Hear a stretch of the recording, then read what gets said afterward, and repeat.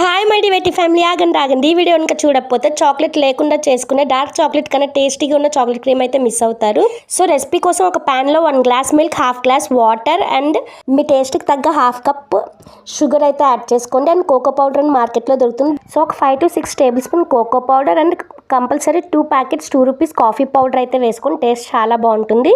And ఇప్పుడైతే ఒక 3 table spoons మైదా అయితే తీసుకొని దాన్ని మిల్క్లో అయితే ఉండలు లేకుండా చేసుకొని ఆ మిక్చర్లో అయితే యాడ్ చేసుకొని బాగా కలుపుకొని మంచి క్రీమ్ కన్సిస్టెన్సీ అయితే వస్తుంది. అండ్ 1 టేబుల్ స్పూన్ గీ కూడా యాడ్ చేసుకొని మంచి షైన్ అయితే వస్తుంది ఆ గీ వల్ల మన క్రీమ్కి.